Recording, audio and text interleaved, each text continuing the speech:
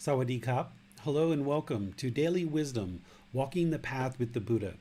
Today we're discussing chapter 24 in this book, Developing a Life Practice, the Path that Leads to Enlightenment. This is our group learning program that meets on Sundays and Wednesdays.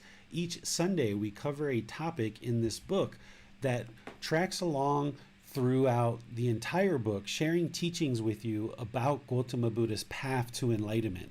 And the aim in this program is to help you understand his teachings so that you're not believing them, but instead that you can learn them, reflect on them, and practice them and see the truth for yourself, that as you practice, the condition of the mind and the condition of your life improves. Because this enlightened mental state is all about training the mind to acquire wisdom. Through you independently verifying the teachings to discover the truth, you can then acquire wisdom, which leads to improved decision making in your life. The Buddha never actually told people what to do or what not to do, but instead he provided guidance that would help you to purify the mind, train the mind, eradicating all the pollution or the defilements that are in the mind, inhibiting you from experiencing a peaceful, calm, serene, and content mind with joy. When he taught over 2,500 years ago until today, there's been many different traditions or modifications that have been made along the way that have kind of muddied the waters, so to speak, or kind of made it more challenging to understand what exactly is the path to enlightenment and how would one learn this path and then practice it in order to attain enlightenment. So throughout the book, all the other chapters are meant to help you see through the words of the Buddha, going back to the original source, which is the Pali Canon, to see exactly what the teachings are. And now that we've done that throughout this program, this is an excellent time to share with you some of the misunderstandings that you're going to see in the world, which will help you to further clarify and be able to see the path to enlightenment. Because that's the ultimate goal, is that the more clear this path is, the more illuminated that it is, the more that you'll be able to learn it, reflect on it, and practice it to see the truth through acquiring wisdom. So today we're going to talk about some of the more common misunderstandings in the teachings of the Buddha. There's plenty of misunderstandings that exist in the world, but these are kind of some of the more common ones that you're going to see out there, because if you move into other groups or you go to various Buddhist communities, you probably are going to be curious of why you see certain things that you see, and this is a great time to help you clarify that, so that as you observe certain things in various communities, you'll understand how they either relate to the Buddhist teachings or they don't relate to the Buddhist teachings. So thank you all for being here. I'm really pleased that you decided to learn and practice the Buddhist teachings. As we go throughout our class today, just like always, you're welcome to ask questions. The way that you would do that is in Facebook, YouTube, or Zoom. You just raise your hand you can put your comments into the comment section of Facebook, YouTube, and Zoom. If you're in Zoom, though, you can raise your hand electronically and ask any questions or follow-up questions directly. So as we get started, feel free that when I pause for questions that you can put those into the comment section at any point and our moderators will see those, or you can raise your hand electronically and get your question asked during the class.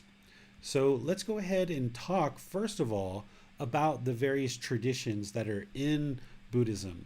This isn't necessarily a misunderstanding, this is just helping you understand what currently exists, because during the lifetime of the Buddha, it was him and his students. And then, of course, there were lots of other teachers around that were teaching what they claimed was the path to enlightenment. But after he died, things kind of morphed and changed from there. The Buddha himself wasn't a Buddhist. The word Buddhist, or this label that we sometimes use, doesn't actually apply to the Buddha himself, because that term didn't exist. So what the Buddha actually taught can be found in what we call the Pali Canon.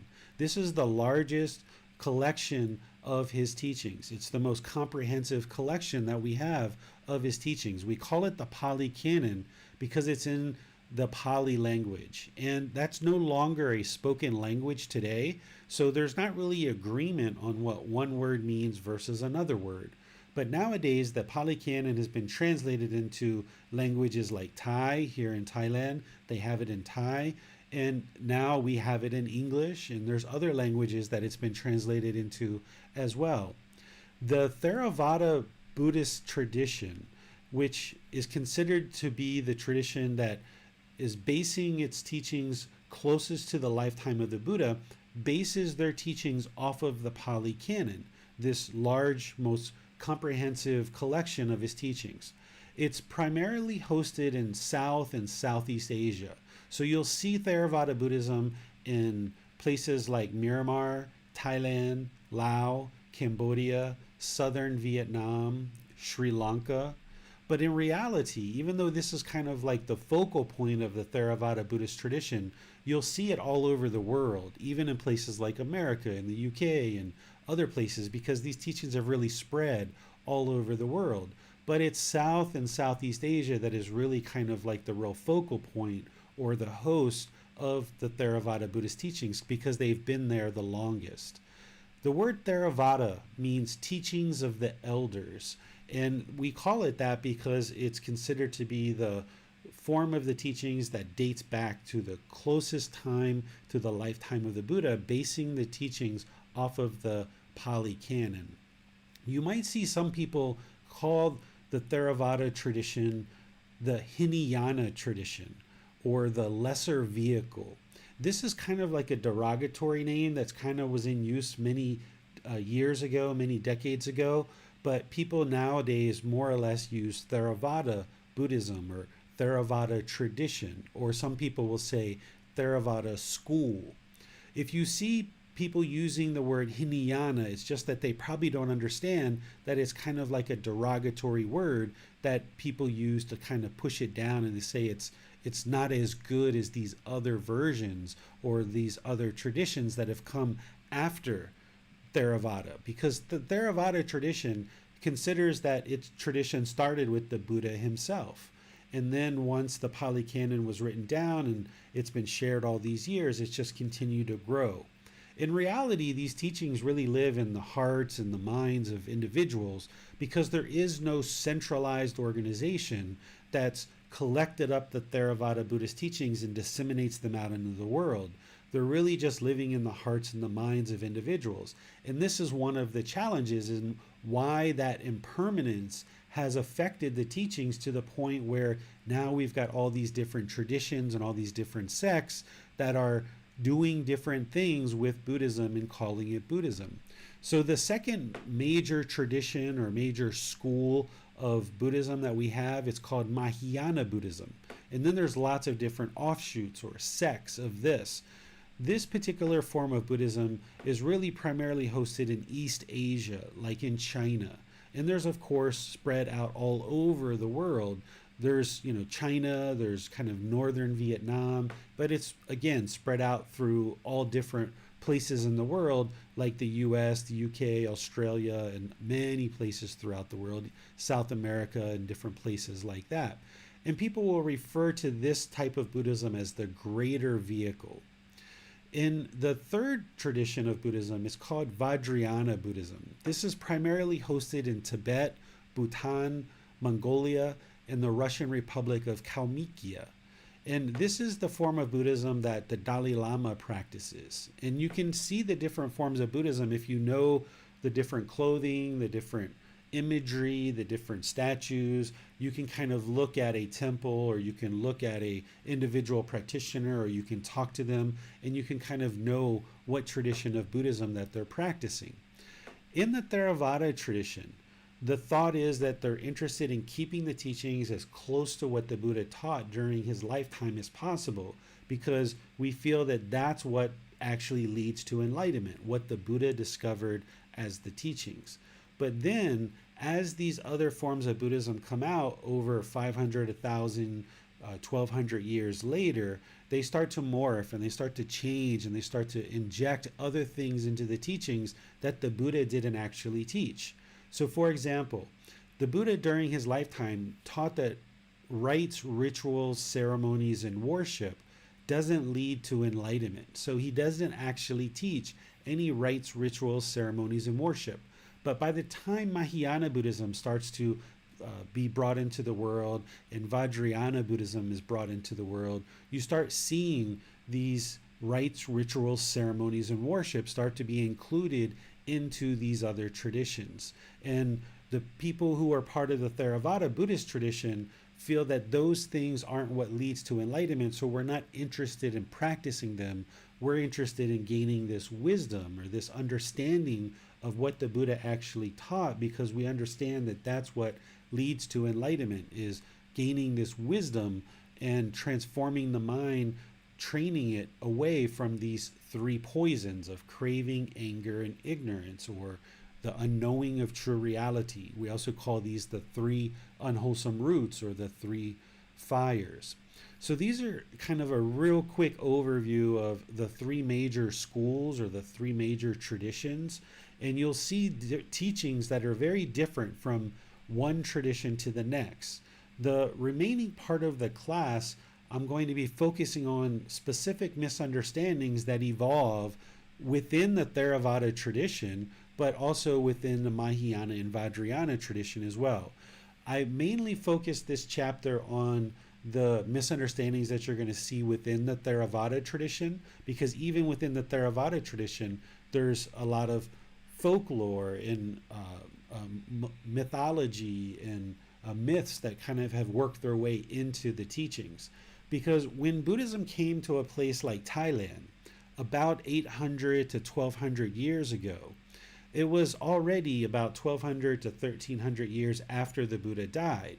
Well, by the time the Buddha died until the teachings start moving throughout the world, the Thai people had their own traditions. They had certain folk traditions and certain things that they were practicing. So when Buddhism starts making its way into Thailand, it's not like somebody made a grand announcement in Thailand and said, okay, Buddhism has arrived. This is Friday. On Monday, we're going to throw out everything that we've been doing for many, many generations and that all your ancestors have taught you. We're going to throw all that away. And then on Monday, we're going to be on, version Buddhism 2.0 or something like that. It's not like that's what happened. It's not like there's this clean cutover to Buddhism.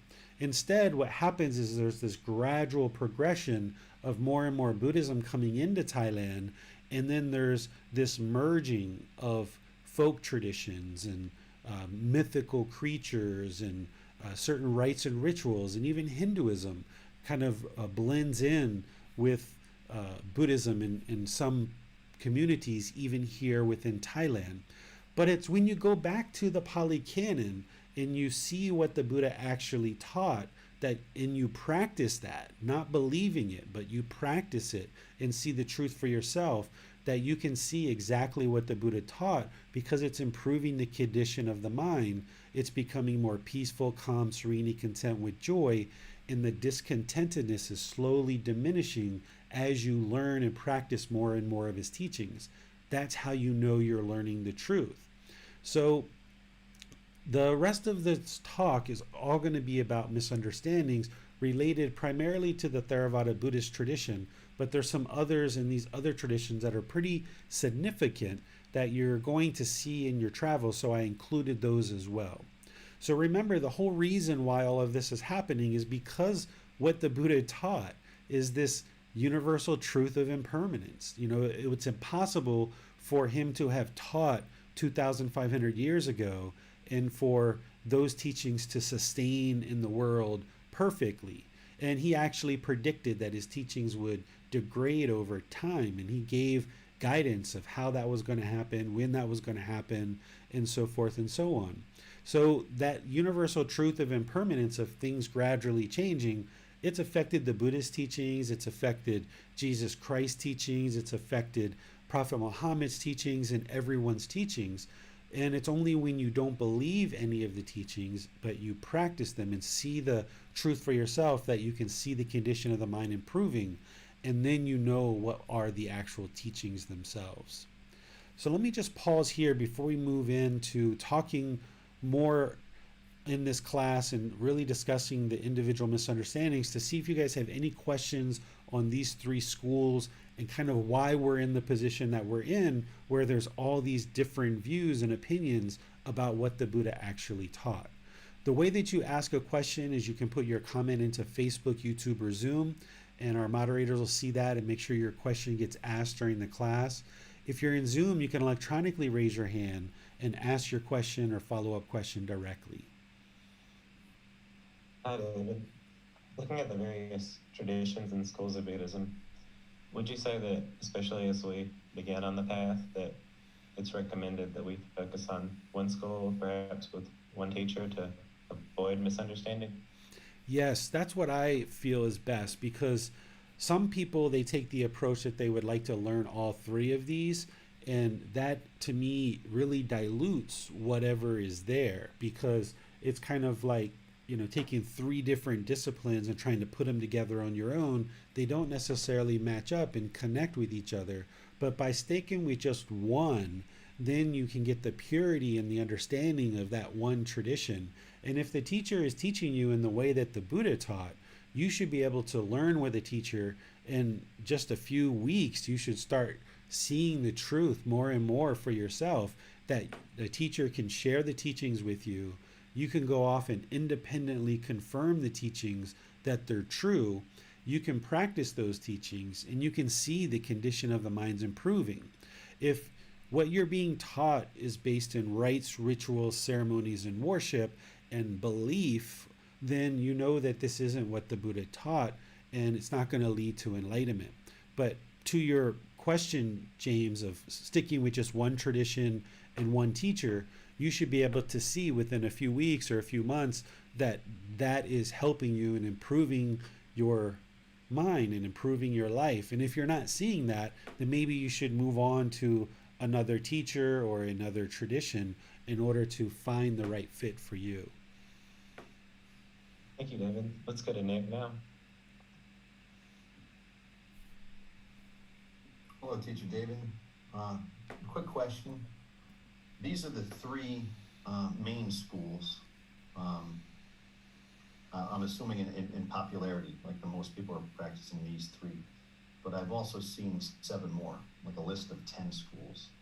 Do schools like the Zen school fall under one of these three, like Mahayana or Yogacara? Does that fall under these other 7? Are they just subsections of these 3 main?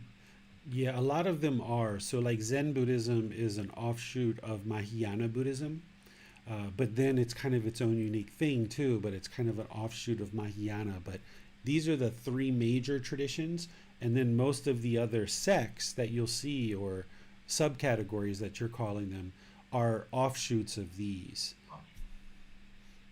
Offshoots, okay, that's a better term.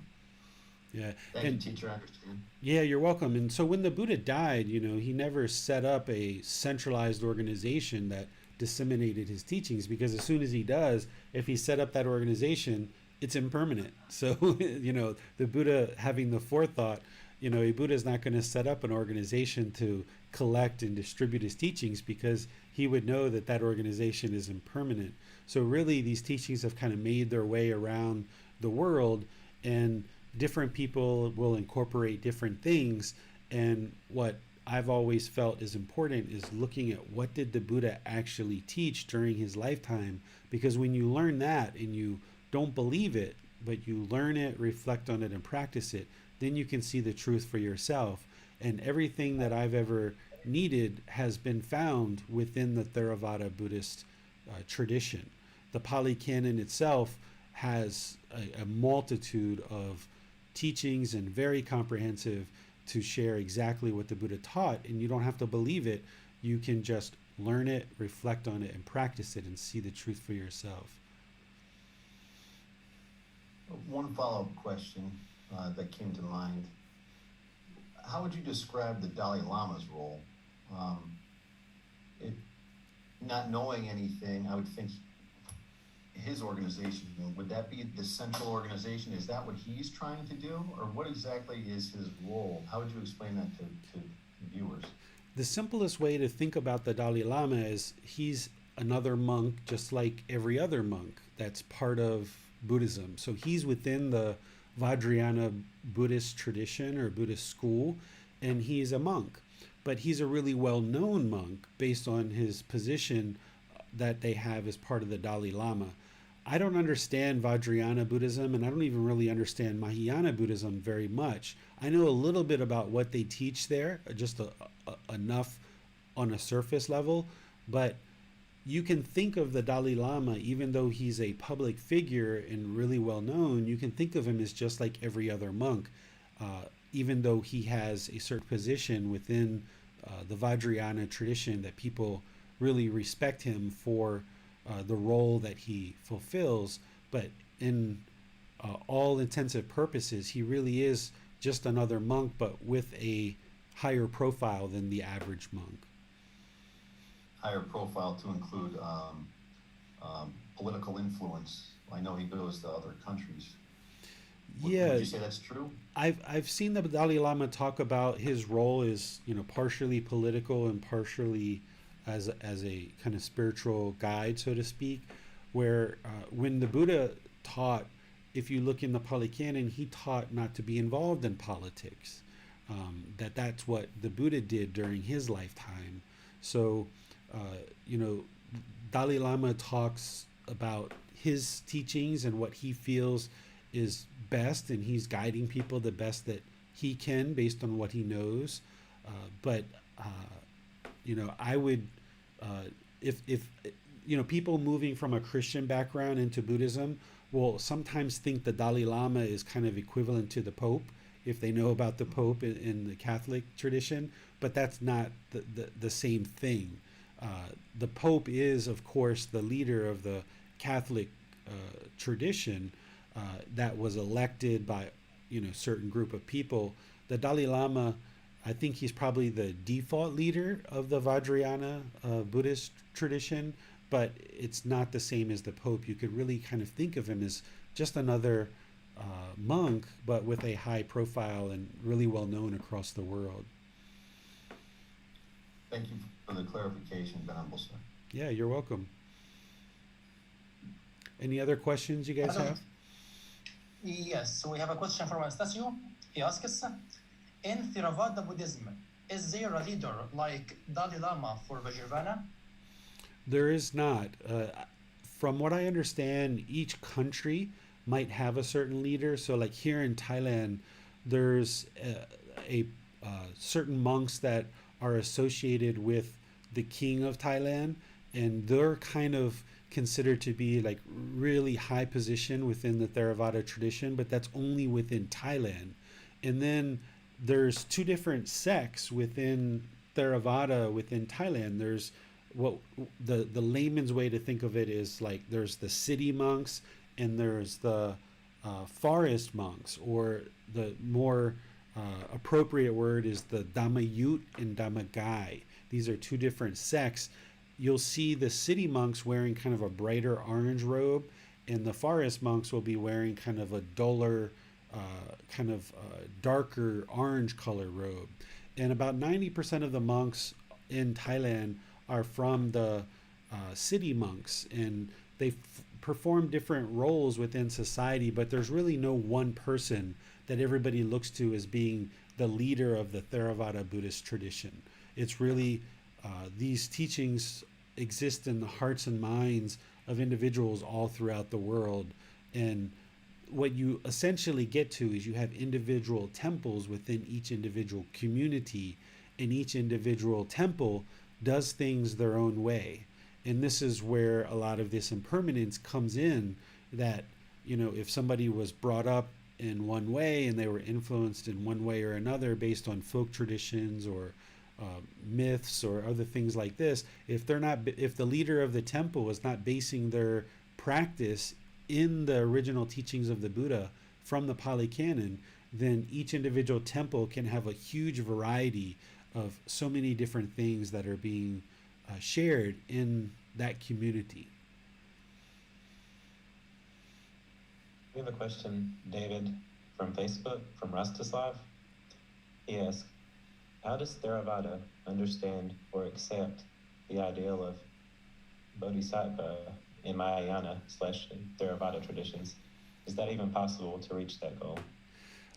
From what I understand about the Bodhisattva, is that what they teach in the Mahayana tradition is that the goal is to learn as much as you can, get as close to enlightenment as possible, but not actually attain enlightenment, and actually come back into the world and help as many people to attain enlightenment as possible. But that's not what the Buddha actually taught. So it's not part of the Theravada tradition, because you wouldn't be able to help somebody attain enlightenment if you haven't attained enlightenment yourself. It's like trying to teach someone to drive a car, but you've never driven a car yourself. You wouldn't be able to teach someone to drive a car if you've never driven a car. So the idea that somebody is going to help others attain enlightenment, even though they haven't attained enlightenment themselves, it's not possible. So in the Theravada tradition, the way that the Buddha taught is it's your own individual practice. You're on your own journey. Your goal isn't to spread the teachings throughout the world. Your goal isn't to necessarily help other people and convince other people to practice these teachings. It's all about your own individual practice, learning and practicing, improving the condition of your own mind. Sure, if somebody asks for some help, there's no reason why you wouldn't be able to help them, but you don't try to force that on people. But the ultimate goal is for you to attain enlightenment in this life, so that then you're no longer reborn into a future birth.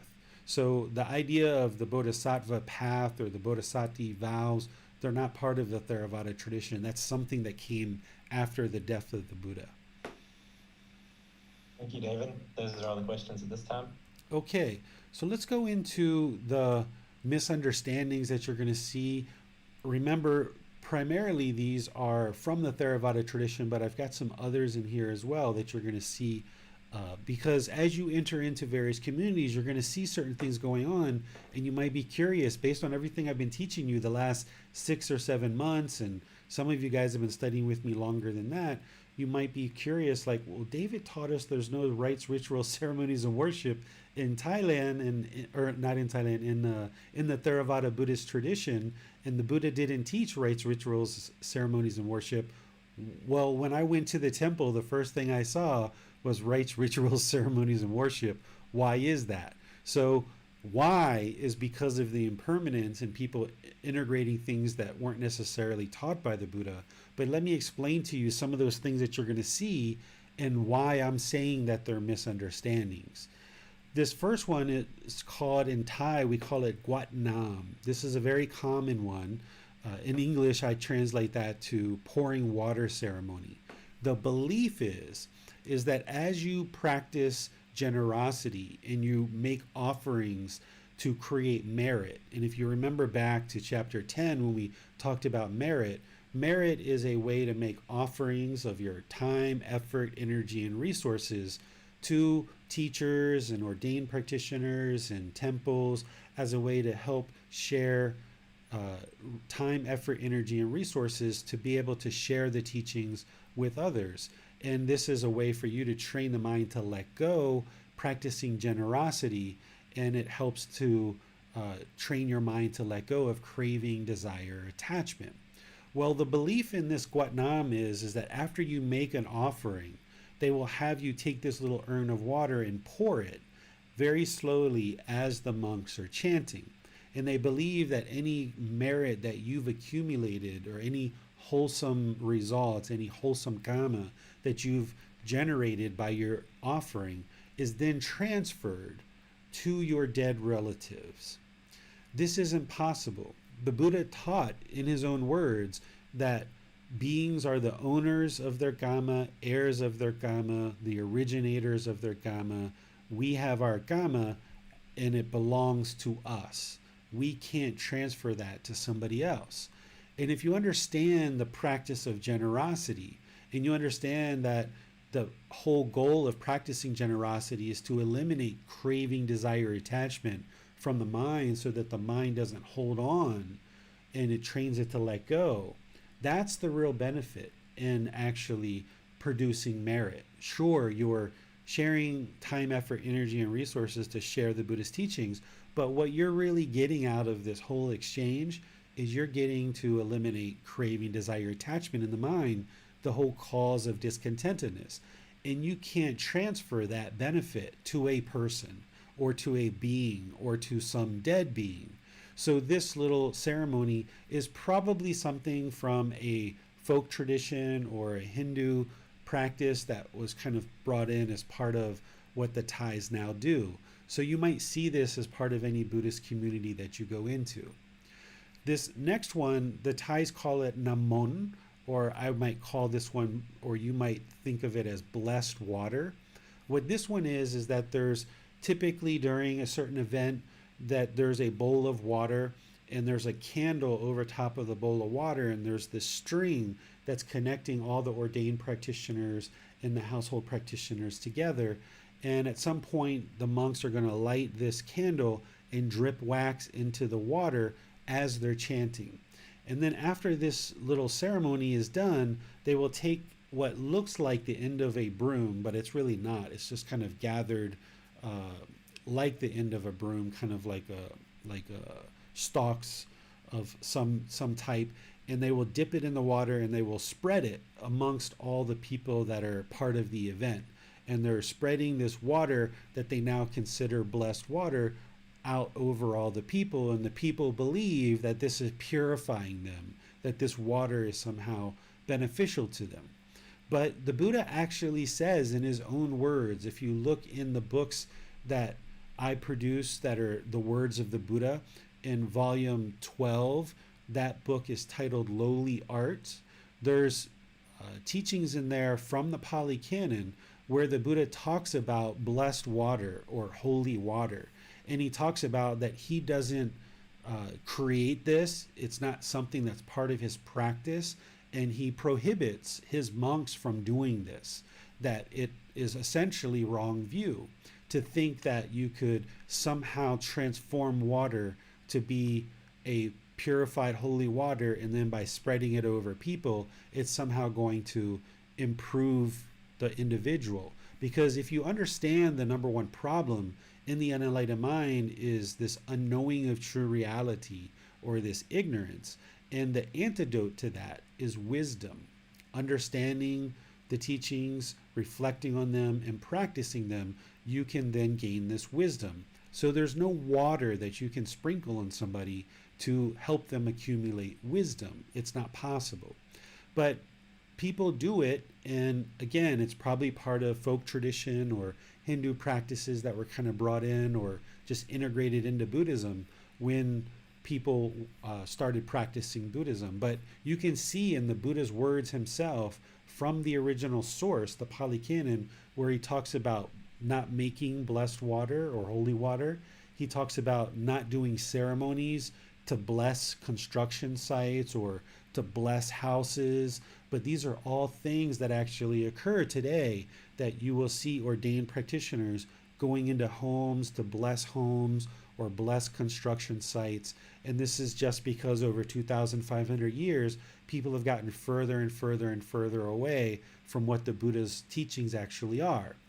Our goal in this practice is not to go out and change everybody else and try to convince all these ordained practitioners that they should stop doing this, because that's their practice. That's what they're doing, and that's their life. But I share these teachings and others with you that I'm going to share today so that you understand, if you see these things going on, that they're not part of the Buddhist teachings.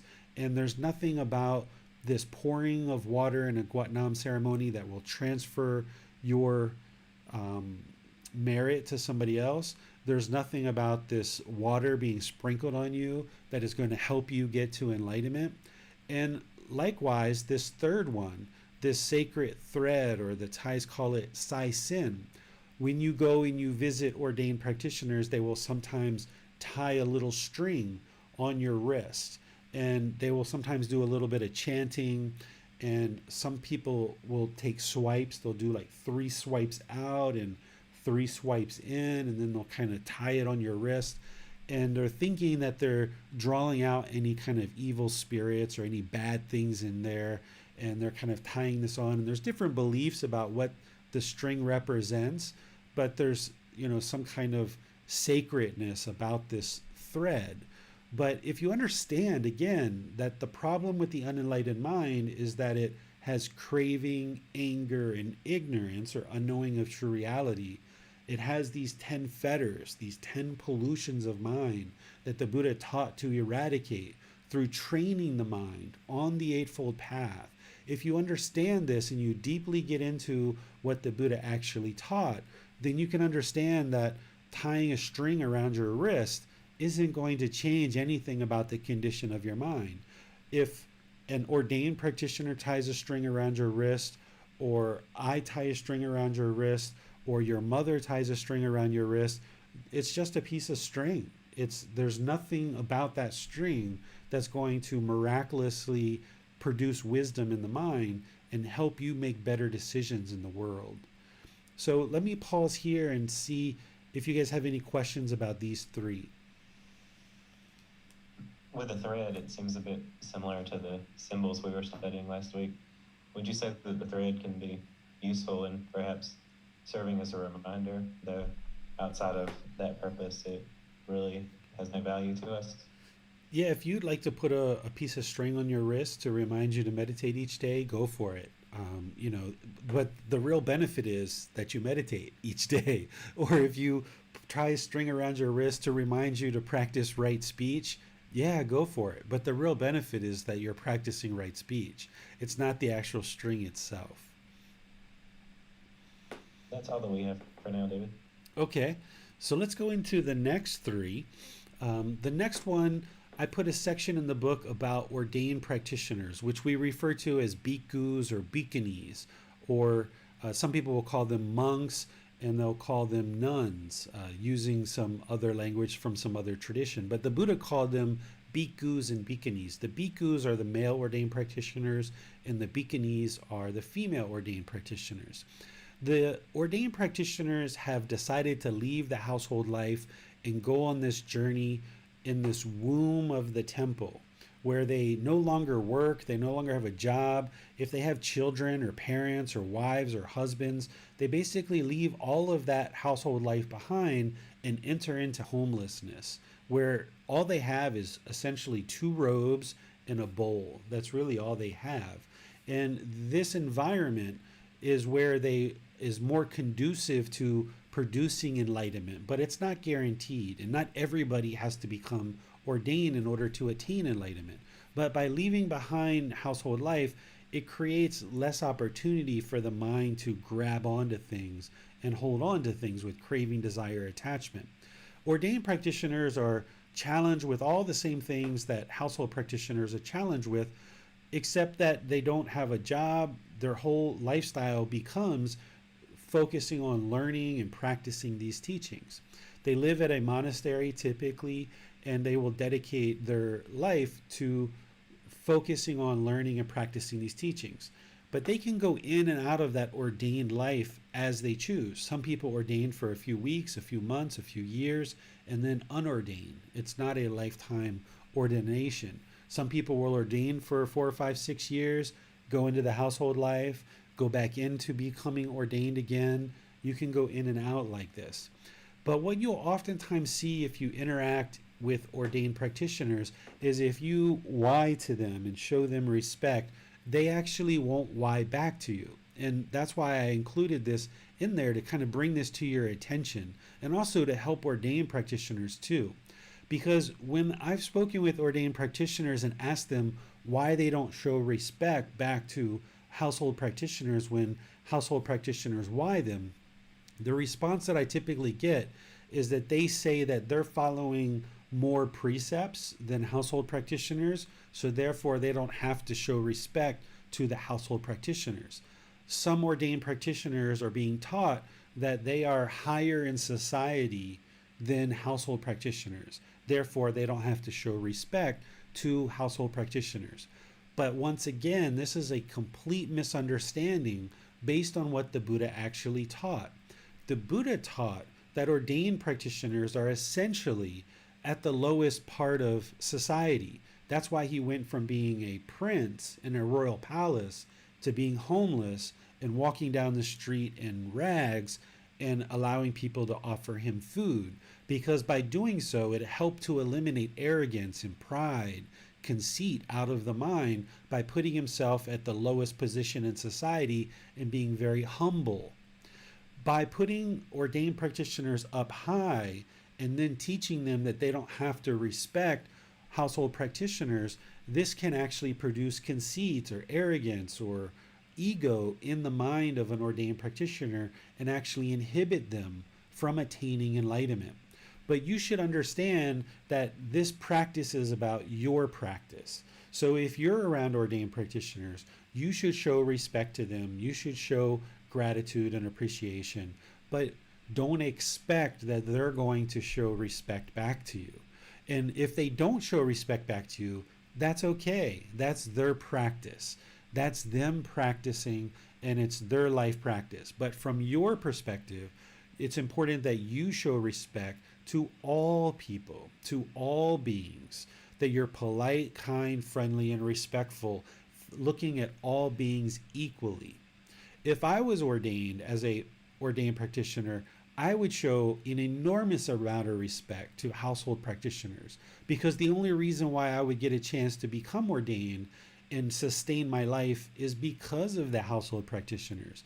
It's the household practitioners that provide donations of time, effort, energy, and resources to provide ordained practitioners a place to live, provides them clothing, provides them food and shelter and water, medical care. So if I was ordained and I was around household practitioners, I would show respect and why to everybody. And over the last few years, I've transitioned my life away from household life to, yes, I do live in a house and I do have a family, but all the donations that you guys send to me, that's what I use to buy food or to buy a little bit of clothing or to buy a drink or something like this. So I'm living off of the generosity of the students who learn with me. And I have an enormous amount of respect and gratitude. Every single time somebody makes a donation to me, I always send them a thank you and show my appreciation, because I remember when I was in the business world, I remember waking up early, getting ready for work, going through all of that effort to make money and to be able to sustain a household. And I know the hard work that goes into acquiring any kind of time, effort, energy, or resources. And when someone chooses to share that with me out of their generosity for the generosity that I'm practicing to share the teachings with you, I'm enormously grateful. I'm enormously respecting the fact that someone has made an offering to me. And I would encourage ordained practitioners to do the same. Is even if you've been taught by your leader to not show respect to household practitioners, then you don't have to necessarily follow that, because it can produce arrogance and pride and ego in your mind, inhibiting you from getting to enlightenment. Instead, why the household practitioners? Show gratitude, show respect. Tell them that you're thankful for this environment, this womb, this mother's womb that their household practitioners are creating for you to live within, so that you can focus on your own practice of learning and meditating and developing your life practice to get more and more enlightened.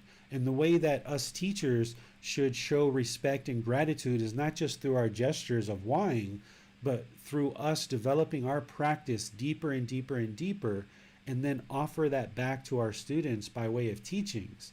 That's the way that we show respect to our students. The ones who are supporting us, they might be supporting us with generous offerings, but the way that we support them is through making sure that we deliver high quality teachings that's going to benefit their life. So as you guys all enter into environments where there are ordained practitioners, be sure to show your respect and gratitude, but just as part of craving, desire, attachment, wants, expectations. Don't have any expectation that other people are going to respect and show respect to you, because they might have been taught in a different way.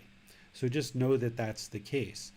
And even though there's number 5 and 6 here, I would like to go forward, James, in the slides and share with you a little bit of why I'm sharing what I'm sharing, because based on the Buddha's words, there's these words and others that he shared talking about how this holy life, or this life of moving to enlightenment, it isn't about gain, honor, and praise and being admired by others.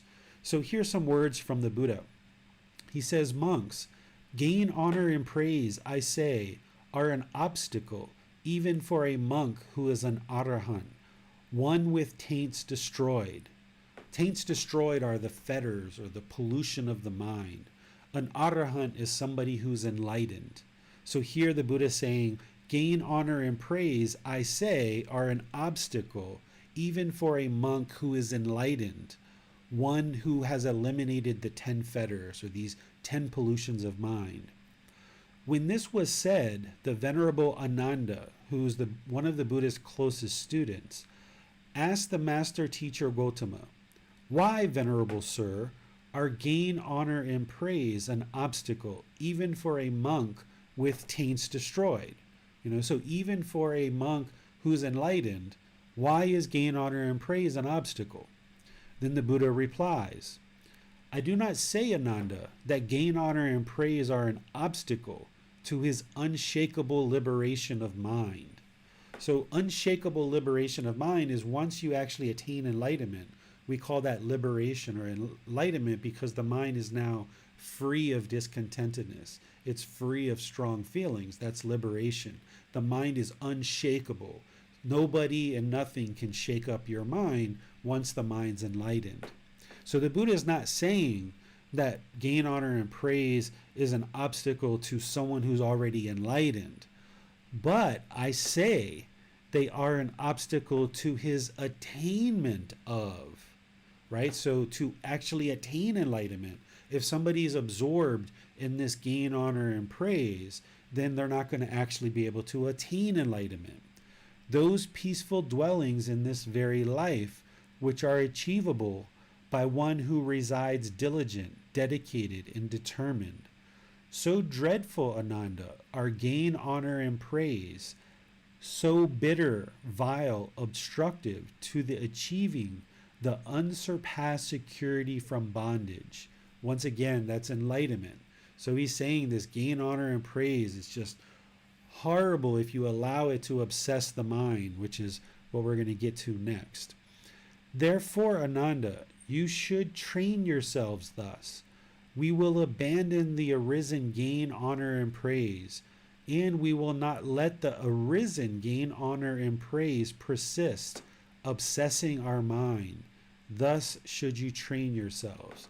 So for you as a practitioner, if somebody is telling you all these pleasant things and they just are so appreciative of your life or things that you've done or your wisdom or things that you're doing, they're sharing all this admiration for you.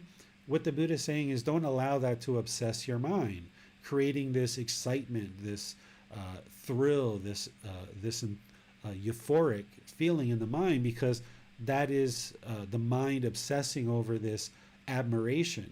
And the problem is that if you allow your mind to enjoy those pleasant feelings when somebody's laying on the admiration, then when someone doesn't do that, then you're going to experience sadness or frustration or anger. So the goal of the Buddha is to teach you to train the mind to be in the middle, where it's unaffected with these pleasant feelings of impermanent conditions, and also it's not affected by these painful feelings of sadness, anger, frustration. So if you're feeling any kind of admiration or honor or praise coming your way, sure, thank the person, be appreciative, but don't allow it to affect your mind and allow your mind to obsess over it.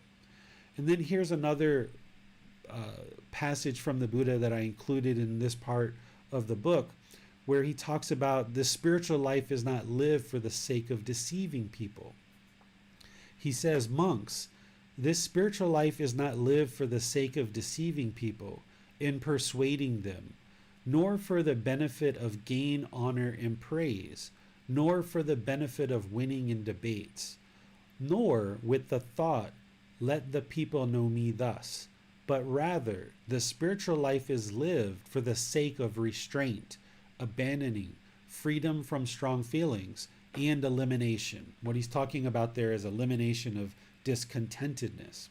So if you're around people who aren't showing you respect, not that you should be looking for it, not that you should be expecting it, But if you're lying to an ordained practitioner and they're not interested in showing some kind of respect back to you, then perhaps those might not be the best people for you to learn from. You have to see, because if someone is looking for gain and honor and praise and they look at themselves as being above you, then they themselves have not yet deeply soaked these teachings into the mind to a point where they've eliminated conceit or arrogance or pride. And what you would like to do is learn from somebody who no longer has this arrogance or pride or this ego, because that's somebody who's either close to enlightenment or who is enlightened. So the Buddha here is sharing essentially that we should be humble and not have this interest in let the people know me thus. Look how much I know about the Buddhist teachings. Let me convince everybody how wise I am. This isn't what the Buddha taught. Instead, he taught this restraint, pulling the mind back, abandoning craving, anger, ignorance, so that you can get to this freedom of the strong feelings and elimination of discontentedness. Going back to number 5 and 6, there's oftentimes chanting and mantras in different Buddhist traditions. In the Theravada tradition, we have chanting. In all the other traditions, there's typically some kind of chanting or mantras. But it's important that you understand that chanting and mantras, they're not prayers. While somebody might explain it to you that way, and they might tell you to chant certain chants or mantras repeatedly over and over and over again, and this is going to create some beneficial result, this isn't what the Buddha actually taught during his lifetime. You can't pray to the Buddha and ask for something beneficial. The Buddha lived, he taught, and he died, no longer coming back. He left his teachings in order to allow people to train their mind and get to enlightenment. But chanting itself or mantras themselves, there's no mystical, magical, superstitious powers that any kind of chanting or mantras is going to produce. The Buddha never taught that there's a special chant to get to enlightenment, or there's a special mantra to eliminate unwholesome karma, or there's a special mantra to have good luck, or there's a special mantra to have a long life, or there's a special chant or mantra to become wealthy. This isn't what the Buddha actually taught. But you'll see these kind of things in the world today because people are misunderstanding what chanting and mantras are all about. What chanting is for is, over the course of many centuries, the Buddhist teachings have lived orally, and they use chanting to memorize the teachings and hand them down from person to person to person. So during the lifetime of the Buddha, nothing was written down. Everything was taught orally. And the only way that they remembered the teachings was to recite them. And they recited them word for word, exactly the way that the Buddha taught them. And what that's turned into is people think that by reciting the teachings or chanting, that that's going to produce some beneficial result. But it doesn't. It might produce more clarity of mind. It might produce some more awareness of mind. It might calm the mind and ease it into meditation, helping you to get better results from your meditation. But it's the actual meditation that's producing the results. But you don't have to actually chant and do mantras in order to attain enlightenment. There's people who are enlightened who don't chant and who don't do mantras. And if these chanting and mantras are the truth, if, for example, you were in a community and they said, oh, you should chant this mantra because if you do, you'll get a long life. Okay, well, if that's the case, look around the community. Do you see anybody who's 120, 150, 200 years old? Because if this special chant or mantra produces an extra long life, then you should see a whole bunch of 150-year-old people sitting around because they chanted these chants and they got an extra long life. But you're not going to see that because it's not the truth. So I teach chanting as part of the teachings that I share, but I teach it as a way to ease the mind into meditation and ease it out of meditation. But the real goal is to actually train the mind through the Eightfold Path. And there's no part of the Eightfold Path that includes chanting or mantras. This is a misunderstanding that because people have recited the teachings for so long to memorize them and hand them down from generation to generation, somewhere along the line, people just slowly started believing that these chants and mantras were somehow beneficial. Perhaps somebody went to a temple one day, did a chant, and then they won the lottery, or they got a new job, or something else happened, and they're like, oh, that was because of the chant. No, it wasn't because of the chant. You got that new job because you worked really hard, you applied effort, you learned, you did a good job at your previous jobs, you submitted a good resume, you did a good interview. That's the reason why you got the job, not because of the chant. It's because of the wholesome decisions that you made. So you'll see these things as part of some communities. And then the sixth one is you'll oftentimes see Buddha statues. And these are really beautiful pieces of artwork. And they can be great to kind of memorize or to remind you to practice the teachings. But there's no part of the Buddhist teachings where he taught people to make statues of him. In fact, during his lifetime, there were no statues of him. And there were plenty of enlightened people that existed during his lifetime because they learned and practiced the teachings. Somewhere along the lines, the people who were learning and practicing Buddhist teachings started traveling into Greece. This is what the historians will share. They started traveling into Greece, and Greek people were making statues of their various gods that they believed in. And Buddhist people 200, 300, 500 years after the death of the Buddha were like, oh, well, maybe we should start making statues of the Buddha.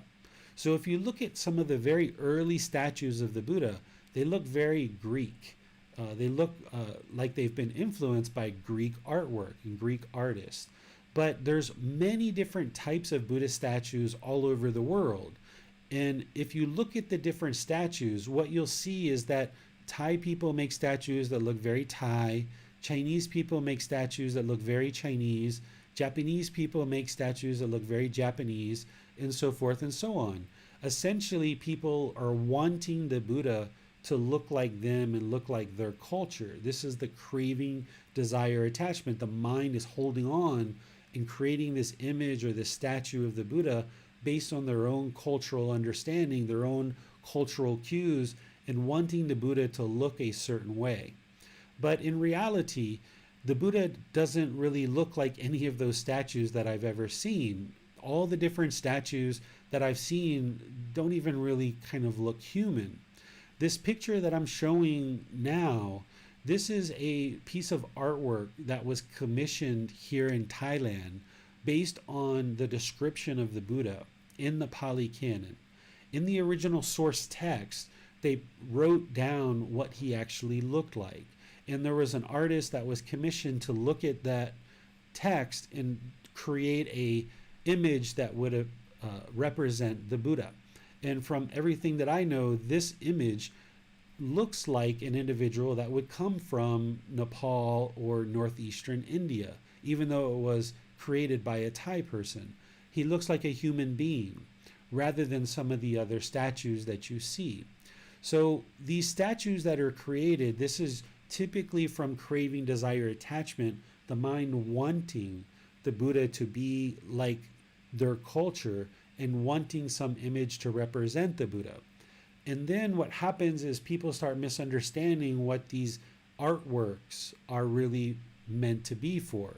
You can talk to some people that believe the spirit of the Buddha is in these statues. And you can see people that will kneel and they will pray to these statues, asking the Buddha to come help them. But this isn't part of the Buddhist teachings. It's part of wrong view. And if you understand what right view is as part of the Eightfold Path, you wouldn't actually be able to attain enlightenment if you have wrong view. And if somebody's praying to the Buddha statues, we're not looking down on them. We're not thinking they're a bad person or they've done anything wrong. They just haven't been exposed to what the true teachings are of the Buddha, and they're misunderstanding what the true teachings are that lead to enlightenment. So when you go into various communities, if you see Buddhist statues and things like this, you might see people that are praying or bowing to statues and thinking there's going to be some beneficial result because of that. But just know what the true teachings are, and that's not part of what the Buddha taught. Whether you decide to have a statue or not have a statue is your own personal decision. But if you do have one, understand that it's a piece of artwork, that it's not the actual Buddha himself. And understand that the spirit of the Buddha is not in that statue, and you can't pray to that statue in order to get some beneficial outcome. That's not possible. So let me pause here and see what questions you guys have about these. Hi, Teacher David.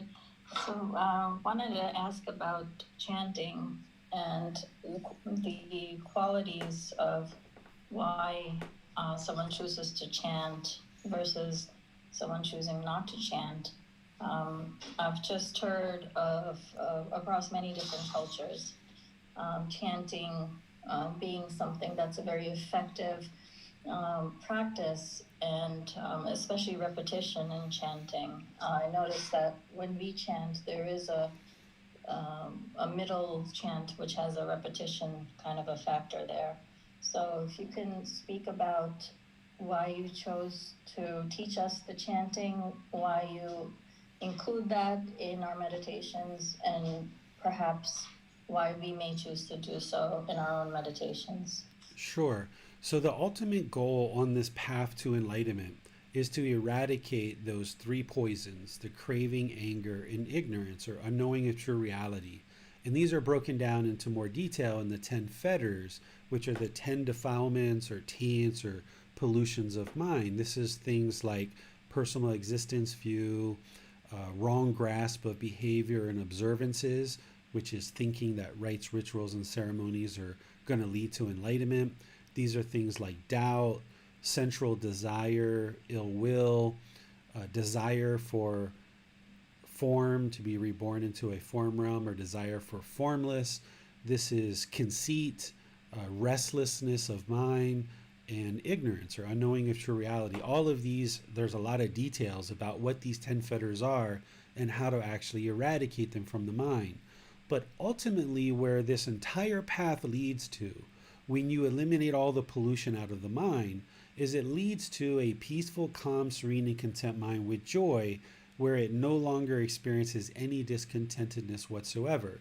The mind is going to have focus, it's going to have concentration, it's going to have clarity, and you're going to have this memorization where you can memorize things and recall them for very long periods of time.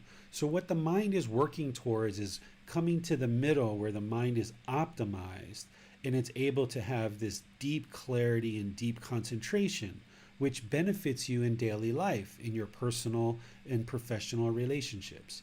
And the way that you do that is through training the mind, not through rites, rituals, ceremonies, and worship. You train the mind, and through training the mind, you get to this peaceful, calm, serene, and content mind with joy. Just chanting something over and over and over and over and over again isn't going to give you the wisdom that you need in order to bring the mind to the middle and produce this clarity, this concentration, this focus that the mind is performing optimally. The reason why I do chanting is as a way to start to develop awareness of mind prior to meditation, because the Buddha talked about setting up mindfulness or awareness of mind prior to meditation. So when I chant, it helps me to start getting aware of the mind. Also, in learning the chants, all the time that I took to learn the chants, it helped me to develop concentration and clarity of mind and build my memory. So if you never use the mind in trying to build the memorization, it won't actually develop memorization. So it's like a muscle. You have to work out that muscle in order for it to get strong. So by learning the chants, not only do you start gaining this awareness of mind prior to meditation, but you gain this memorization, and you're kind of exercising the mind to build this memorization.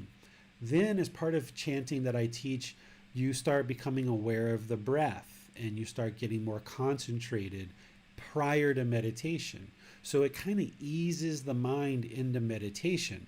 But the real benefits is actually in the meditation itself. And then once you meditate, then the chanting kind of helps ease the mind out of meditation. So there's kind of like this little buffer zone where you're focusing on chanting, you're becoming aware of the mind, aware of the breath, you're developing concentration and memorization. Then you go into your meditation session, deeply train the mind in meditation, and then kind of use the chanting to kind of ease the mind back out of meditation and go about your day. So this is how I use meditation. This is how I use chanting. It's to get more benefit out of the meditation itself. But there's actually meditation sessions that I do where I don't chant. So like last night, my son slept in my room with me, and he went to sleep at 8 o'clock, and I didn't go to sleep until much later. So I didn't do any chanting prior to meditation. I just went right into meditation. And it was fine, got plenty of benefit out of the meditation. So chanting can be helpful to ease the mind into meditation and cultivate some of the qualities of mind that you're going to need in meditation, but it's not a requirement to do. There's nothing superstitious or inherently beneficial about the meditation that's going to propel you to enlightenment beyond just meditating by itself. So that's why when I teach chanting, I teach it and I share it with people, and I say, if this works for you, if it's something that you enjoy and that you benefit from, use it. If you don't benefit from it and you don't enjoy it, then don't use it, but do something to develop awareness of mind and ease the mind into meditation so that you'll get more benefit out of it. And for some people, it might be a little bit of stretching or yoga. It might be, some people like to pray if they're into prayer. Not that the Buddha taught those things, but if that's something that you're into and you'd like to use that, you can. And the real benefit here is getting into your meditation session and really soaking into the training and understanding what that's all about. But this repetitive nature of just saying words over and over and over and over and over and over and over again isn't actually producing wisdom that helps you to get to that peaceful, calm, serene, and content mind with joy. It's just chanting. It's just reciting something.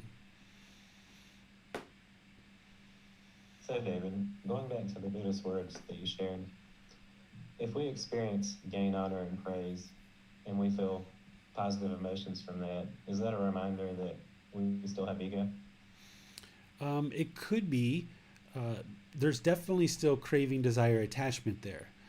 If you're experiencing pleasant feelings as a result of somebody sharing something positive with you, like admiration, it means that you really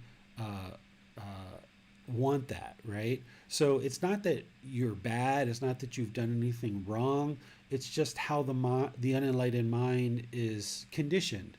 It's conditioned to base its inner feelings on some impermanent condition. So if you hear positive, encouraging words, the mind will feel pleasant feelings, happiness, excitement, elation. If the mind hears negative words, it will typically feel sadness, anger, frustration, annoyance.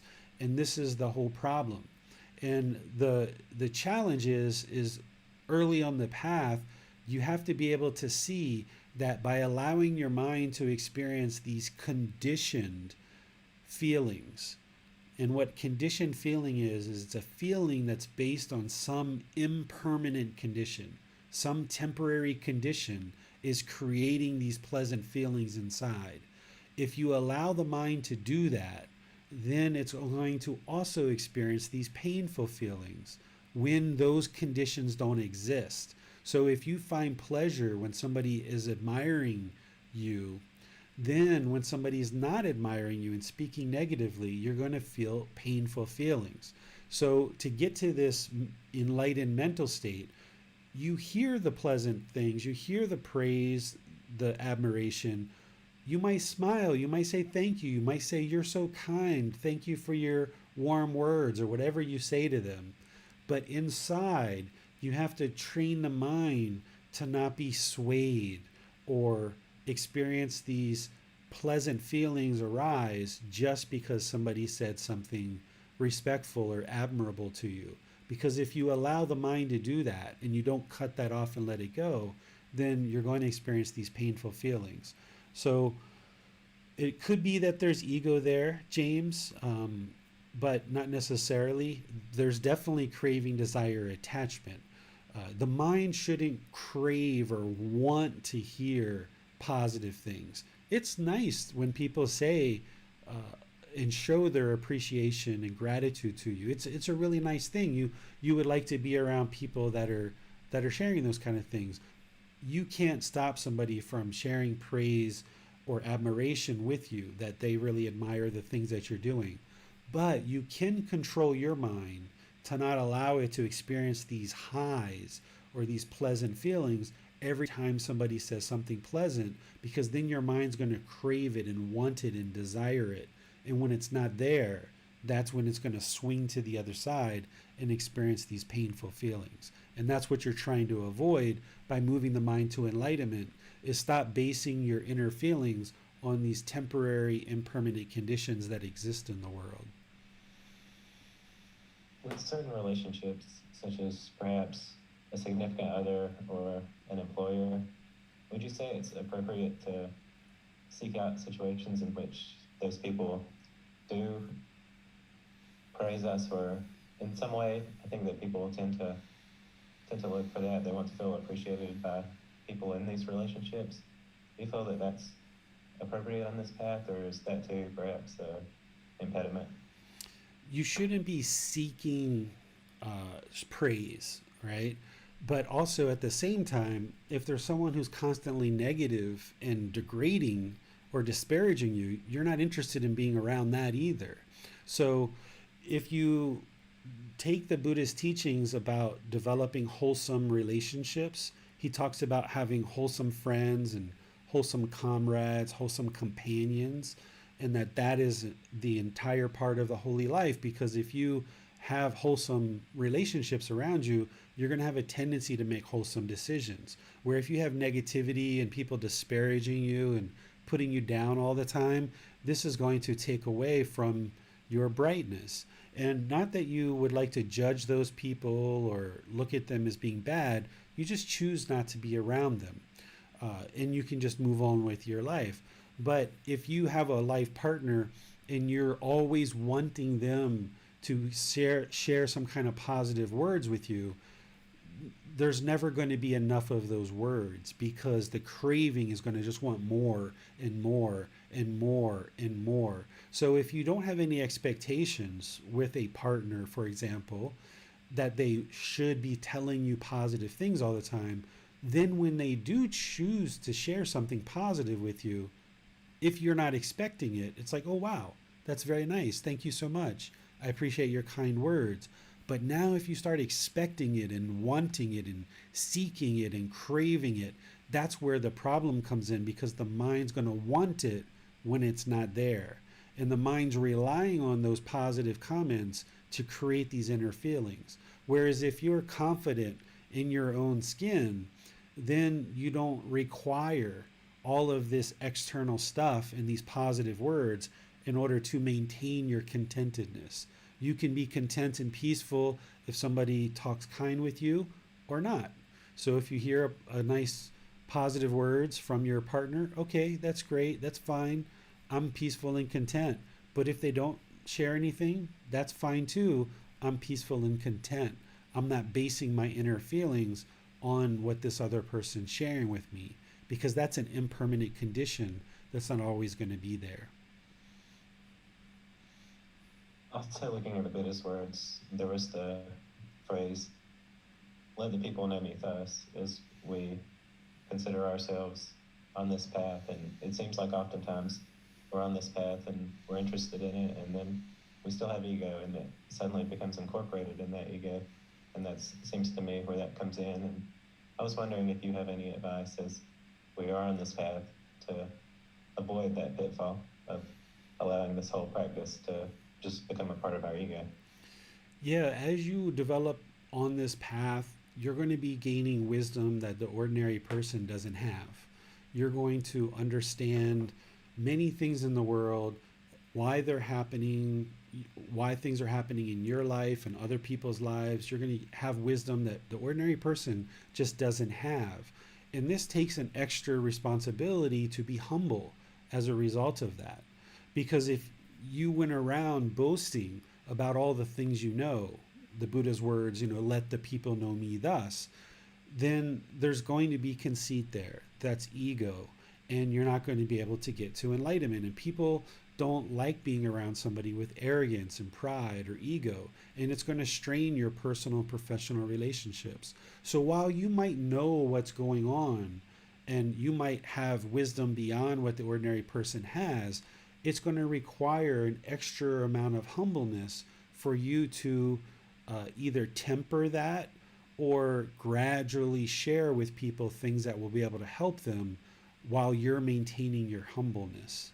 And this is where you really need to improve your practice more and more of finding that middle where you can share if somebody's open to it and you can help them a little bit, but at the same time, don't allow it to come out as being arrogant or prideful. And this is the real balance that you have to strike and find that middle.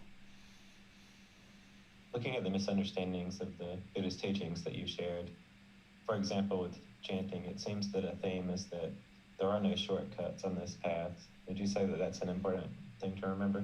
Absolutely, right? So that's one of the things that the human mind is typically looking for is what's the fastest way, right? Like the lesser vehicle, greater vehicle, lightning fast vehicle, To me, the Buddha taught one way to attain enlightenment, the Eightfold Path, and all the other teachings that plug into it. It's not fast. If somebody's trying to get to enlightenment fast or quickly, they're misunderstanding what enlightenment's all about. It's a gradual process. It's not a light switch that you turn on or off. It's a gradual training, gradual progress. The Buddha himself talks about this in his teachings. There are no shortcuts. You can't just light a candle, do a mantra, do that same mantra repeatedly for 5 or 10 years and you're going to attain enlightenment. That's not how any of this works, or any kind of rites, rituals, ceremonies, or worship, because all of those things were happening during the lifetime of the Buddha. And when he saw that they were going on, what he taught was just the opposite. And even to get into that first stage of enlightenment as a stream enterer, one of the fetters or one of the pollution of mind that you have to eliminate is wrong grasp of behaviors and observances. And what he teaches on this is rites, rituals, ceremonies, and worship aren't leading to enlightenment. And if people think that they are, then they're still practicing wrong view. They haven't yet understood the Four Noble Truths, which is the very first introductory teaching to this path. So if somebody's looking at superstition or auspicious things or doing all these magical, mystical things, and they think that's what's going to lead to enlightenment, they haven't actually understood the very, very, very, very first, most crucial, most foundational teaching of the Buddhas, which is the Four Noble Truths. Thank you, David. That's all we have for now. All right. So let's go to the last three that I had planned to share with you guys today, which the first one, or it's listed as number 7 here, but it's the first one on this slide, is some communities think of Gotama Buddha as a god, an avatar, or a lord. The Buddha never talked about himself as being a god, an avatar, or a lord. But even though he never talked about this, there's people today who will refer to him as Lord Buddha, or Lord Gotama Buddha, or some people think of him as a god or an avatar. The Buddha was a human being. He was a human being who trained his mind deeply on his own independent journey, and through discovering the teachings on his own, he then dedicated the rest of his life to sharing those teachings. He taught for 45 years. Countless people attained enlightenment during his life, and then once he died, his teachings remained in the world, and more people attained enlightenment after his death. Countless people have attained enlightenment. If we refer to Gotama Buddha as a god, an avatar, or a lord, this is misunderstanding what he actually was and what he said he was. He just said he was a human being. He was awakened. He was enlightened. When we think of the word Lord, the way that Lord is defined in the dictionary is someone or something having power, authority, or influence, a master or ruler.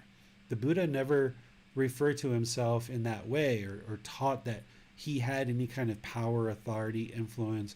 He didn't talk to as he was a ruler of anybody. He stepped down from being the royal family destined to be the king to be this teacher.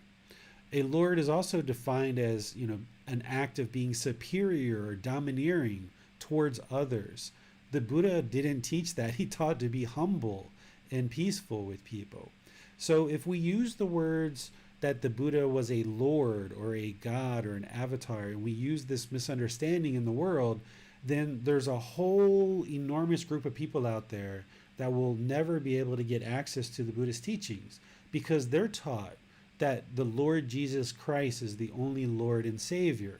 So if we refer to the Buddha as Lord Buddha, then we're turning away over 1 billion people who will never actually learn the Buddhist teachings because they're taught that Jesus is the only Lord and that they shouldn't worship any false gods or false lords or false saviors.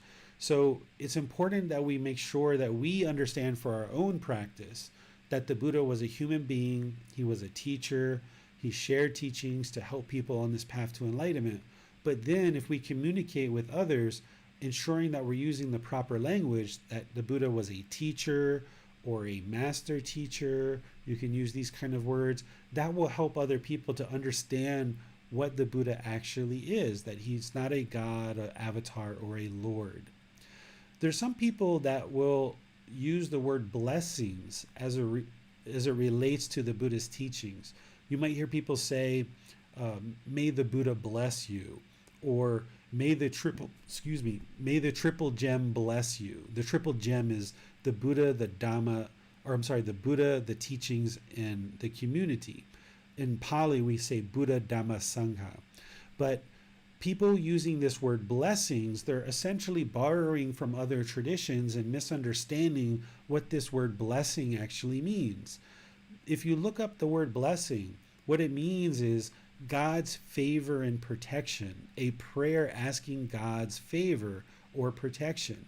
So if somebody says, may the Buddha bless you, the Buddha doesn't bless people. He lived, he taught, he died, he's no longer coming back. He isn't able to bless people. It's through our own learning, our own reflection, our own practice that we gain this wisdom, moving the mind through training the mind to this peaceful, calm, serene, and content mind with joy. There's nothing about the Buddhist teachings that there's a blessing or the Buddha blessing you or you blessing others. But you'll see people use this in social media. You'll see people use this in daily life. And again, we're not looking down on people. We're not thinking they're bad. It's just that they haven't been exposed to what the Buddha actually taught. And they might be hearing people say the word blessing, and they're just looking for something polite and kind to say to people, and they just kind of borrow from other traditions. So that's why, people are looking at the Buddha in one way or another rather than looking at what he actually really taught, and that this word blessing doesn't relate to his teachings in any way whatsoever. And then lastly, there's certain traditions and certain communities that say that if you attain enlightenment, you will be a Buddha. Or they say attaining enlightenment is to attain Buddhahood. Or they'll say that you have Buddha nature, and by you attaining enlightenment, you will realize this Buddha nature. But this isn't what the Buddha actually taught. What a Buddha is a Buddha is very rare, very unique in the world.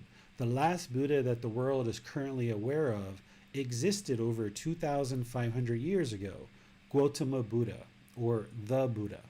And as far as the world currently understands, there hasn't been a Buddha since his lifetime. A Buddha is someone who goes out on an independent journey to discover the truth, and through their own efforts, they come to understand and realize the path to enlightenment. They can figure out what it takes to create this peaceful, calm, serene, content mind with joy on their own without any help from any teachers. Then they will dedicate the rest of their life, from the time of their enlightenment for the rest of their life until they die, to sharing the teachings to help countless people attain enlightenment during their lifetime. The Buddha did that for 45 years. Then they will leave the teachings in a condition that after their death, countless more people will attain enlightenment. Having a Buddha in the world is one of the best things that can occur, because the wisdom of a Buddha is so deep and so profound that countless people can attain enlightenment during the lifetime of a Buddha. And this Buddha, Gotama Buddha, did amazing things over the 45 years of his teaching to ensure that these teachings are in the world and were able to benefit countless people. It doesn't matter what your path to enlightenment is. Attaining enlightenment is amazing, and you'll be able to experience that amazing mental state. But no matter what you do in this life, and no matter how much benefit you bring to the world, it won't be the same as what a Buddha does. So if somebody says that you are going to be a Buddha when you attain enlightenment, you're not doing what a Buddha actually does, which is go out on their own, attain enlightenment on their own, dedicate the remaining part of their life to sharing teachings to help countless people attain enlightenment, and then leave the teachings in a condition that countless more people can attain enlightenment. This is a miraculous feat to be able to do this as a human being. Attaining enlightenment is nothing to be sad about. You will absolutely be very pleased with attaining the mental state of enlightenment, but it's not that you will be a Buddha. You will be an enlightened being at that point. And by that point, you won't be interested in telling people that you are enlightened, because you will have eliminated any kind of ego or arrogance or pride. An enlightened being doesn't have arrogance or pride or any kind of ego associated with attaining enlightenment. So if we share that people who attain enlightenment are a Buddha, or they've attained Buddhahood, or that they have Buddha nature, this is again a misunderstanding of what the Buddha actually taught. In the book, you'll see the words of the Buddha that I shared, where he talked about how rare it is for a Buddha to exist in the world. It's extremely, extremely rare. And while it would be wonderful for each and every one of us to attain enlightenment, you won't be a Buddha once you attain enlightenment. And it's really important to understand what a Buddha is and what a Buddha isn't, because if someone went around thinking that they're a Buddha, then this is almost as a disrespect to the actual Buddha himself, but it's just that they really don't understand what a Buddha truly is. So while it would be wonderful for everyone to attain enlightenment, just know that you won't be a Buddha once you attain enlightenment.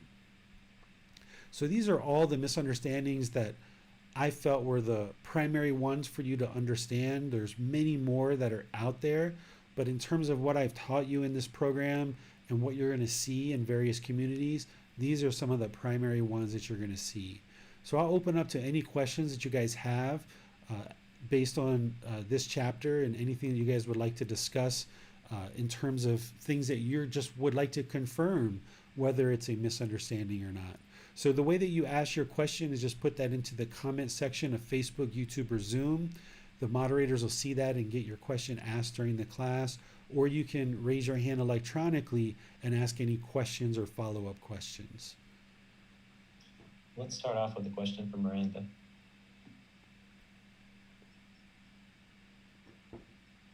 My question is, you've said before that a person would have needed to attain enlightenment in order to teach the path to enlightenment. Obviously, like you said, not every person that attains enlightenment is a Buddha. But I would be wondering, what would be the difference in the depth of the teachings between teachings coming from a Buddha and teachings coming from a person who has attained enlightenment? Yeah, so the difference is say you were interested in learning how to build a car, and you learned how to build a car from the original person who actually invented the car versus someone who's 2,500 years removed from that person, and now that person's going to teach you how to build a car. The original person who actually invented the car is going to have deep, profound wisdom because they're the ones who intimately understand what it takes to build this car. And the same thing for a Buddha. For them to attain enlightenment on their own, what a Buddha is doing, and the reason why we call them perfectly enlightened, is they're going to do certain things in their practice, and if it works and it helps them gain more clarity of mind, they know that that's part of the teachings. That's the path to enlightenment. And if it doesn't work, then they're going to discard it and they're going to eliminate it from their practice. So by the time a Buddha attains enlightenment, the only thing they know is exactly, precisely what it takes to attain enlightenment. And they have deep, profound wisdom of how to attain enlightenment because they did it on their own. Somebody who's many thousands of years removed from a Buddha, they will have had to kind of drift around from teacher to teacher to teacher to teacher, and they would have been picking up things along the way. And while they may be enlightened, maybe 60 or 80% of the things that they actually know actually led to their enlightenment, but they still have kind of like 20 or 40% of extra baggage that didn't actually truly lead to their enlightenment, but they kind of teach it anyway because they don't really know 100% of what exactly led to their enlightenment because they didn't have the same experiences as a Buddha. So when you're learning from that other person, you're going to pick up some extra baggage that doesn't actually lead to enlightenment, but it's just been kind of handed down from person to person to person. So a Buddha's wisdom is so precise and so exact that the only things that they have coming out of their mouth is exactly what the path to enlightenment is. And this is why they can be so beneficial and so effective during their teaching career, because they're not going to be misleading people either inadvertently. Only what they're sharing is exactly what leads to enlightenment. This other person, while they may be enlightened, they might be inadvertently sharing things that don't truly lead to enlightenment. Therefore, they're not going to be as successful in sharing the teachings and leading people to enlightenment because they've still got a little extra baggage hanging around from things that don't actually lead to enlightenment. In the way that I connect that is, the learning with someone who invented a car and, having that deep, profound wisdom versus someone who, is several layers removed from that. Let's go to Ellie next. Hi, Teacher David. My question is, in our tradition, they like when they move in a new house or when somebody's dying, stuff like that, they would invite the monks to do chanting. Like when someone's dying, they would have like a 7-day chanting and stuff like that. What's your thought on that? Yeah, today the way things happen in the world is mostly very different than what the Buddha actually taught. And I don't have any thoughts about that other than this is just all impermanence. And that's the way that people have come to practice.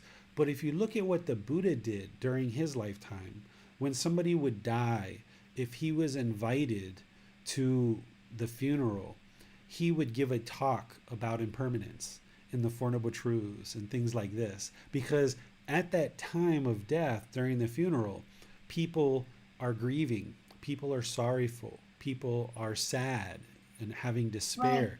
Their craving, desire, attachment to this individual has arisen this discontentedness. So it's an ideal time to talk about impermanence. It's an ideal time to talk about the Four Noble Truths because that's what people really need at that moment to help them understand their sadness and grief.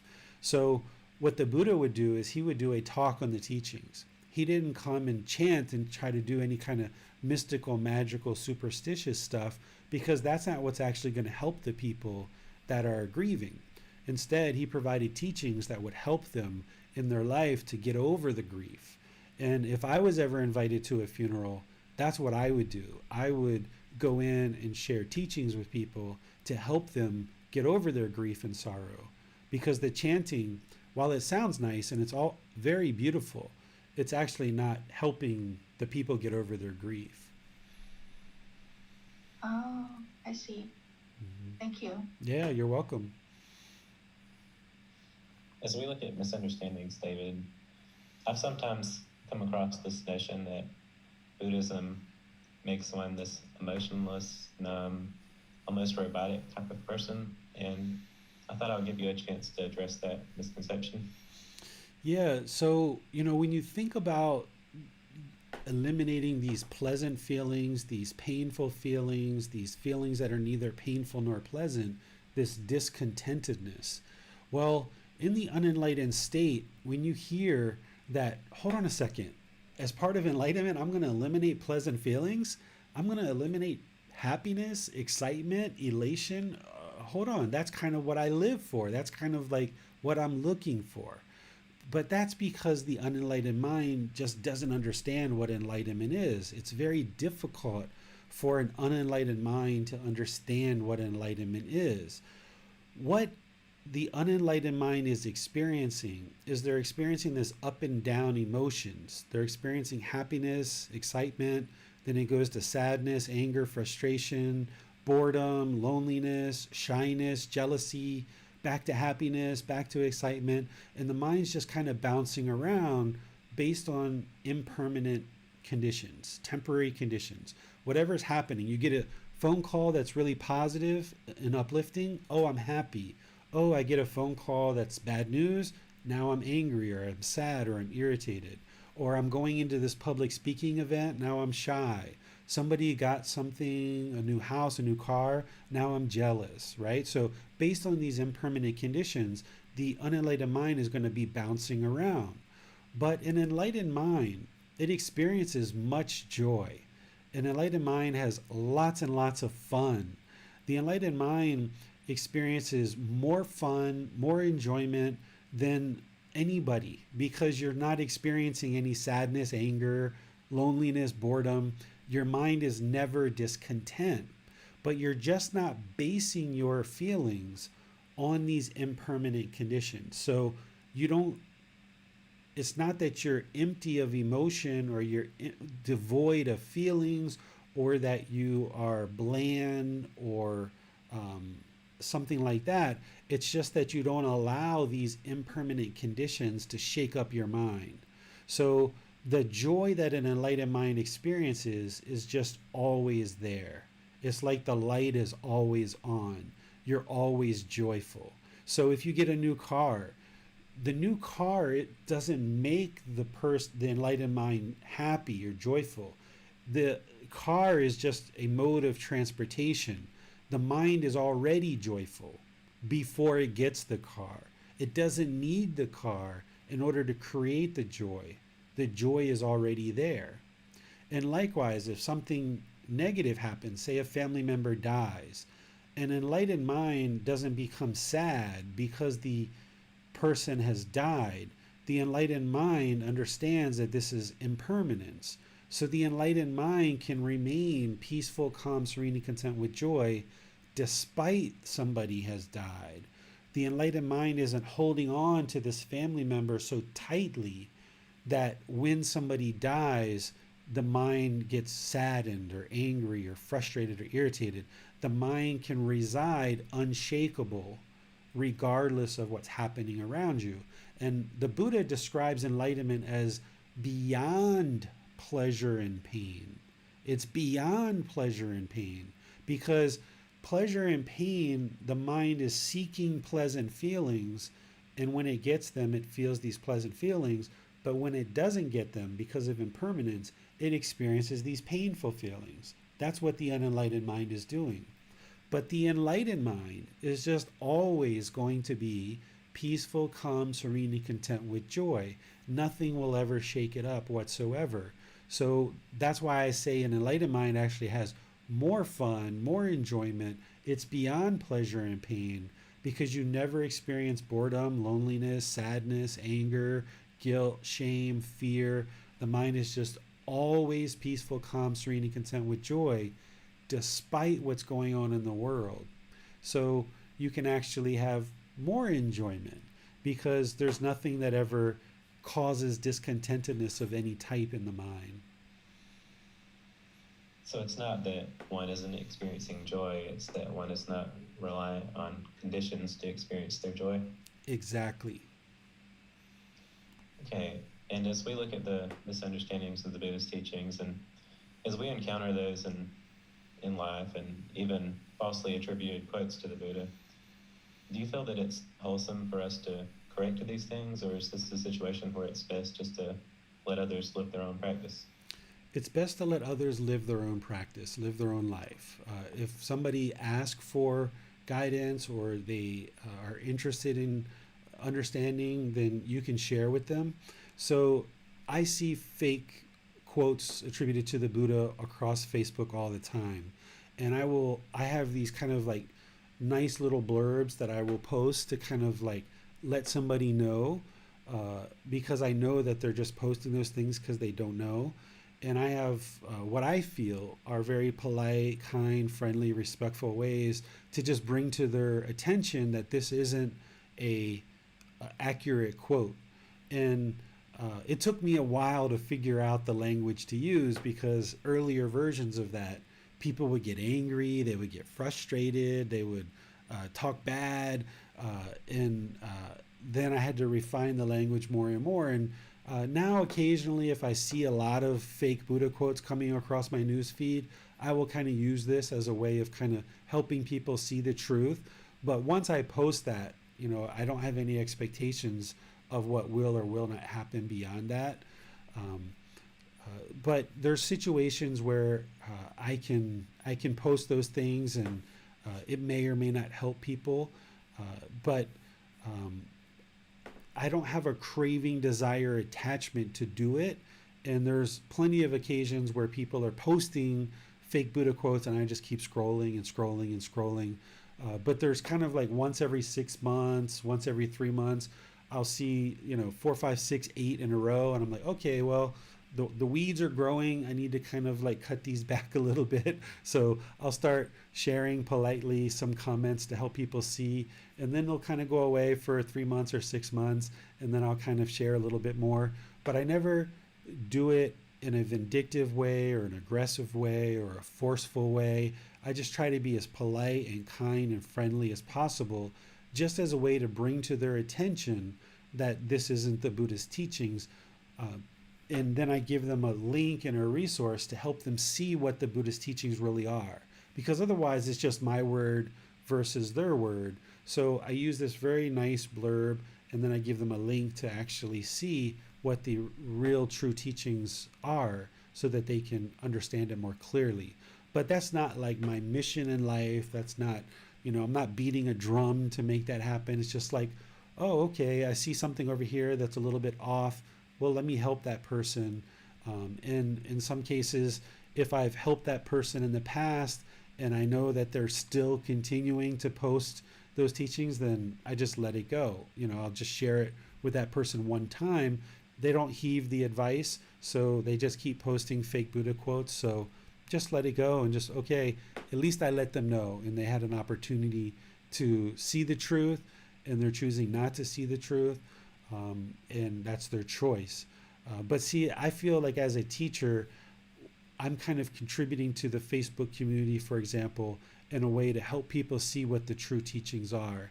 If I was just a ordinary practitioner, that I wasn't a teacher of these teachings, I don't know that I would be as active in Facebook as I really am. But I know that there's a lot of people out there with a lot of discontentedness and a lot of suffering, and I feel that I have the answers that are going to help them with that. And where I can, in very polite ways, I see a little crack in the door, I will kind of share something to help people here and there. But I'm very selective about how I do that and where I do that, and making sure that I'm doing it with no craving, desire, attachment whatsoever. Thank you, David. That seems to be all the questions we have for today. Okay, so here you see some of the most common misunderstandings that we have in the world with Gautama Buddhist teachings, and there's plenty of others as well. There's 2,500 years of impermanence here, and our goal isn't to clean up the world. That's not what our goal as an individual practitioner is. Our goal should be to clean up our own mind, eliminating and eradicating the challenges that exist in our own mind. That's what the Buddha taught, and that's what he focused on. Because during his lifetime, there were plenty of other people that were teaching what they considered to be the path to enlightenment. He didn't go out of his way to go out and try to teach other people what the true path was. Instead, he allowed people to come to him, and because his mind was already peaceful, calm, serene, and content with joy, he already knew the truth. And as more and more people understood, they came to him and asked him for guidance and asked him for help. Now, there were certain situations where all these aesthetics would kind of meet in a common meeting area and kind of eat together. And in that common meeting area, people would ask him questions, and then he would reply and answer. But he didn't go out of his way to try to clean up the world, because you can't force somebody to attain enlightenment. It's not possible. In order for someone to attain enlightenment, there's 1,000,001 decisions that they're going to have to make in order to actually attain enlightenment. They have to actively learn, investigate the teachings. They have to meditate and meditate and meditate. They have to learn the Eightfold Path inside and out, back and forward, make lots of wholesome decisions. So these misunderstandings that I share with you are not as a way for you to go out into the world and tell people that you know what the true teachings are and they don't. It's more for your practice, so that as you go in the world and you see that people are misunderstanding the teachings, that you'll understand what the true teachings are, and that you won't look at others in a derogatory way, or you won't look down on them or think that they're and somehow done something wrong. It's just that they don't understand what they don't understand. That's that craving, anger, and ignorance, or the unknowing of true reality that the Buddha talks about. But the more that you base your practice on the Pali Canon and what the Buddha taught, which is what I share in these programs and all the resources that I share, you can independently verify the truth for yourself, gain the wisdom, see that your condition of the mind is improving and the condition of your life is improving. Then you will know the truth. And this is why when I teach these programs, I always teach, don't ever believe me, because belief isn't going to lead to your enlightenment. But independently verifying what I'm sharing is the truth and gaining wisdom. That's what will lead to your enlightenment. And focusing on your own practice is where the real benefits are. If you went out into the world and tried to change the world to do things the way that you're understanding in the Pali Canon, that's a huge job, a huge undertaking that even a Buddha wouldn't subscribe to. Even a Buddha is not going to go out and try to force people to learn his teachings. A Buddha is going to make themselves available for anybody who chooses to learn with them. And then once people step forward and choose to learn, a Buddha is prepared to be able to share with them and help them see the truth. But then ultimately they have to do the work to be able to see that truth and gain the wisdom and get to enlightenment. So these misunderstandings are for you. They're for your practice. So it helps you to see the path more and more clearly, because the more illuminated this path is, the more clear that you see it, the more likely you'll be able to walk this path and ultimately get to enlightenment. And that's the true goal, is for you to get to enlightenment. Next Sunday, we're going to be in the frequently asked questions sections of the book. After this main chapter, this is the last main chapter of the book, there's a section called frequently asked questions. And there's about 11 or so questions in there that tend to be the most frequently asked that I get as a teacher. So I just made a section called frequently asked questions, and we'll go through that one by one and help you see the answers to these most frequently asked questions, again, as a way to help you to gain insight into what are the actual teachings and what leads to enlightenment. on this Wednesday, we're going to be doing breathing mindfulness meditation together. So you're welcome to come at the same time, either Facebook, YouTube, or Zoom, and you'll be able to do meditation together as a group. And starting September 1st, we're going to restart this program from the very beginning. So if you've just recently found us and you'd like to start from the beginning, you're welcome to join us for these last few classes as we finish out this program. But then on September 1st, we're going to be restarting this program from the very beginning. It's all based on this book, Developing a Life Practice, The Path That Leads to Enlightenment. And you can download it for free from our website, buddhadailywisdom.com. Just click on the button on the upper right corner for free books. And you can also get printed versions of it from Amazon as well. And what we do is on Sundays, we go through all the main chapters of the book, and I do a talk and give you a chance to ask questions. And then on Wednesdays, I help you with breathing mindfulness meditation, loving kindness meditation, and Buddhist chanting to help you build up your practice. And going through from the beginning of this program, you'll be able to build up your practice using the words of the Buddha.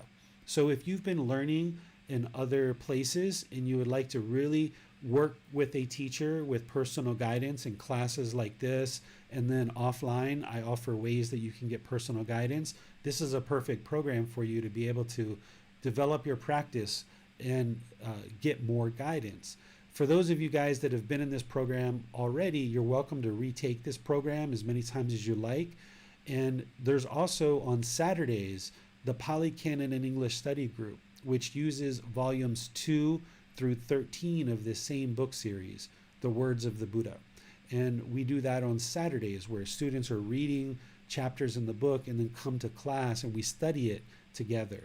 So between Sunday, Wednesday, and Saturday, you can attend these classes live, or if you miss them for any reason, which you're going to because of impermanence, you can watch them on our YouTube channel and Facebook or on our podcast, and you can take that content in at your own pace.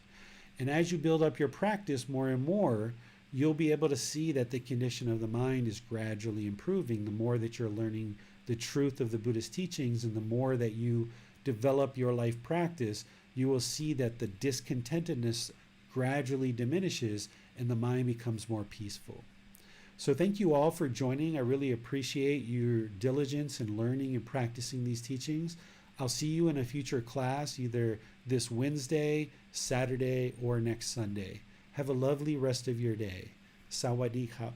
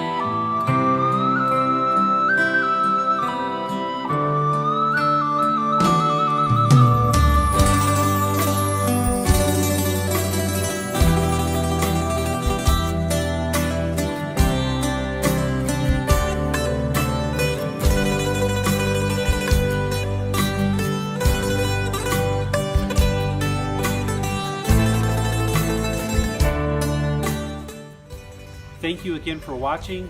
Enjoy your meditation. Look forward to seeing you online and answering any questions that you might have. Thank you so much.